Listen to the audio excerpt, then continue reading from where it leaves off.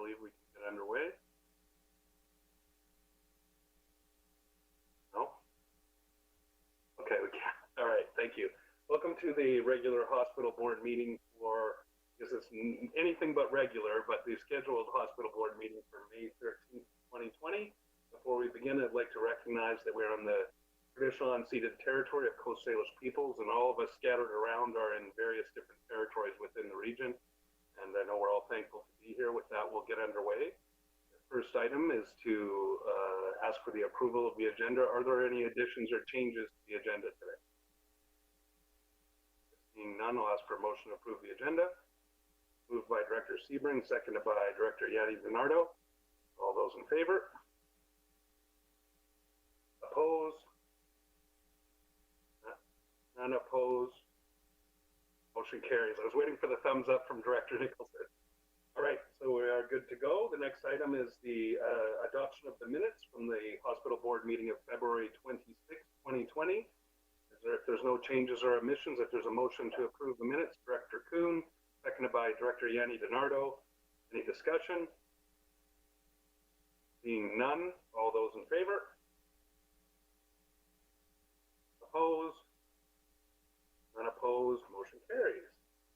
All right, moving down, I believe, to public input period. Ms. Legault, is there any public input for today's hospital board meeting? Thank you, Mr. Chair. There are no items of public input today. All right, we're moving right along. I see no delegations, no report from the chair. We'll go all the way down to staff report. I'll turn it over to Ms. Legault to report. Thank you, Mr. Chair. Item SR1, HSR1 is a staff report from the Finance Division on the 2019 CVRHD financial statements and audit results. And I believe staff will have an introduction to this, but the recommendation for consideration is that the audit results and communication report prepared by BDO Canada LLP be received, and that the Cowichan Valley Regional Hospital District's 2019 financial statements be approved as presented. Thank you. I believe that's been moved by Director Wilson and seconded by Director McGonigal. Now, if we do have a presentation for discussion, we do have the motion on the floor. I'll turn it over to the member of staff that would be presented.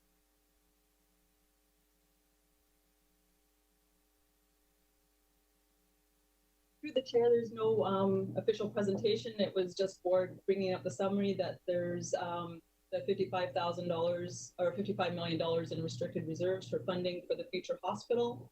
And just to point out that to date, 3.3 million has been spent for the purchase of this new hospital, and 3.88 has been spent on the business case for the new hospital. The finances are in good financial position for the hospital district, and that goes along with sound planning. Great, thank you. Director Spring, you have a question? Go ahead.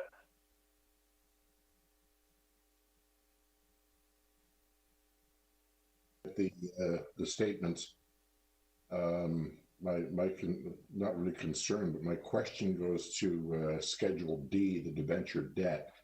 Remind me again, and I should know this, and in case people are wondering, and we don't even have a hospital built yet, and we've got $1.2 million in debt.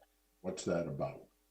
Those are for projects that have happened in the past for various projects for the hospital. That's nothing to do with the new hospital being built. So that's previous stuff that we spent on the existing hospital? It could be on that hospital or on the other capital buildings that they have. There's Lady Smith as well, right? Okay, thank you. Director Salmon? Thank you. Just this may not be directly on the financials, but just with the pandemic, is it envisioned we'll need any adjustments to the contingencies or any sort of financial planning in the future? As the regional hospital district is just for capital items, those will be based on the lines of what the costs will be based on that information, not to do with the operational costs. There is a meeting coming up on May 29th where we'll be having another meeting with all of the regional hospital districts for the Vancouver Island Health, and we'll probably have more details for after that meeting. All right, anyone else, any questions before I call the question? Seeing none, I'll call the question. It's been moved and seconded. All those, oh, sorry. Oh, he was just voting. All those in favor? And opposed? None opposed, motion carried. Now, I believe that is it for our regular agenda, so we go through the question period. Anyone have any questions for question period today?